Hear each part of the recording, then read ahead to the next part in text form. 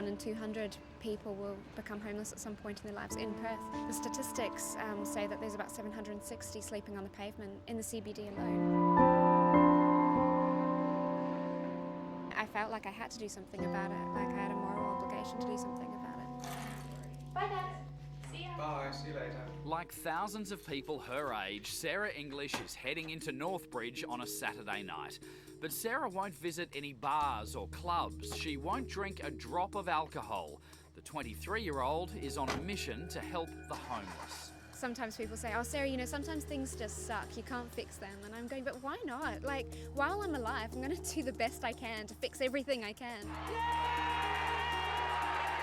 Tony Sage is Perth Glory's well-known owner, a multi-millionaire mining magnate and red carpet regular who's about to become Sarah's undercover angel. There are needy people out there that I don't think government helps enough. Tony Sage will be joining Sarah in Northbridge, but first he needs a disguise. I do get recognised walking down the malls and stuff like that, so hopefully the disguise we decide on covers that up. Makeup is applied to darken his 3-day growth. Dressed in jeans, a t-shirt, cap and earrings, Tony is almost unrecognisable. It's going to be a little bit confronting, I think, because I've never done it before. Sarah and Tony are total strangers who are about to become the best of friends.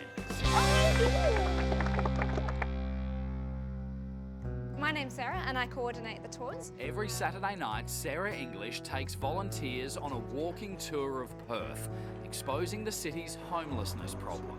People have to change their perception of homeless people. It's raw. Well, I sleep in a car park building around a corner where nobody can see me. And confronting. It's even worse when you've got children and you're on the street. We do what we have to do to get day by day. It's not just, oh, that's an unlucky few that it happens to. It happens to so many people. They can't pay the rent and suddenly they're on the street. 3 years ago, as a 20-year-old, Sarah started Swags Team Perth. Her aim to provide one of these life-saving backpack beds to every homeless person in Perth. And then you've got a lockable pocket on the inside as well for their possessions. And a bag here that they can kind of use to store things. Yep. It's fire retardant, waterproof, mildew resistant, built-in mattress. Everything's been thought of. Tony Clark created the award-winning beds. And the backpack bed is here for homeless who are turned away from shelters empty-handed because something needs to be done. So it's your dream to give one of these to every homeless person in Perth? Yeah. Yep. That would be wonderful. Sarah did the sums. With 760 rough sleepers in the Perth CBD, the beds at $68 each would cost around $52,000.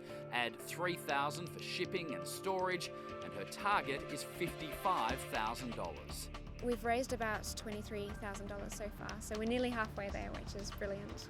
That means there's still $32,000 to go. She's really up against it. I mean, in that time, she's only managed to raise half of what she needs. But for someone that young to put so much dedication into this charity is just, you know, to me, it's one of the stories that touched me. It's not a popular cause, so when I see people being interested in it, I'm really, really impressed. So I'm so glad you're here and thank you so much. Tonight, among the 15 people on Sarah's street tour, our undercover angel, well-known businessman Tony Sage. Not everybody can actually fly to Africa and go and help people over there, but everybody can help people in their own cities, so it's more accessible. Yeah. I would never have come here before without this tour. For the first time in his life, Tony's putting names to the faces of street people. Like Jamie, who's called this Northbridge hole in the wall home for longer than he can remember. And that's it, where you spend the night? Yeah. Put the blanket over you? If you need to. Can't even stretch out. It's heartbreaking. Susie has been homeless for 11 months after a family crisis. Have you got kids? Yeah, I've got 2 adult kids who they've got lives of their own, and I don't want them to know what's going on with me because I don't want them to be worrying about it. They might now. It's okay. It's all right, you know. It's they know where I am if they want to find me. There's Phil. If you're on your own, you're still vulnerable. What's the hardest thing? Is it the weather? Is it what is the hardest thing when you're actually on the street, not in accommodation? The weather at times, because you can't control that. You find somewhere that's out of the way, out of the wind, out of the weather. and the cops can't find you. Single mum, Kate. I reckon everyone in Perth should give up their bed for a night, just to have someone else sleep in it. Rebecca. There's a world out here and people need to know. Real people with real problems. There is a reason that they're on the streets, and people have really got to confront that and find out why. Hearing their stories and knowing how they got there, you can really put yourself in their shoes and think, man, that could happen to me, or that could happen to my dad. The tour ends down a dark, narrow alley off Murray Street in the city. Come in. Show people what was your home. It was. Shannon has a remarkable story. This is where I squatted. I was here for near on 10 years. From 2002 until earlier this year, this was Shannon's home. And we had doors on each, just flats on each end with a pole. And it used to stick onto the end up there, so it was totally safe. Is it true you were here for 10 years and no one even knew? No one even knew, apart from the worker that used to wave at me every morning through that window. After a decade of sleeping rough, Shannon was seriously ill. I had pneumonias and chest infections.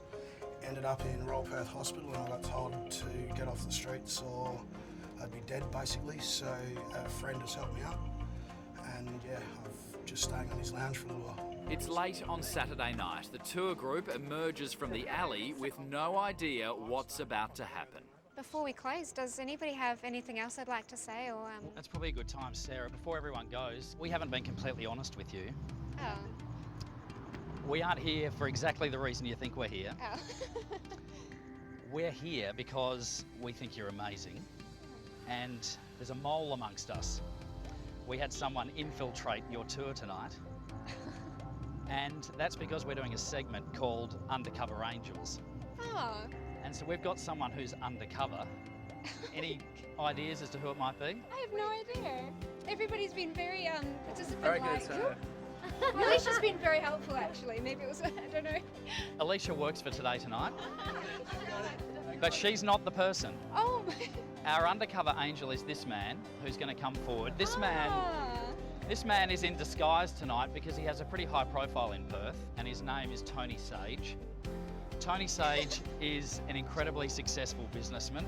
He's a mining entrepreneur. He owns the Perth Glory Football Club. Oh my gosh. He owns the Perth Fashion Festival. What? And Tony found out about what you do, and Tony wants to help.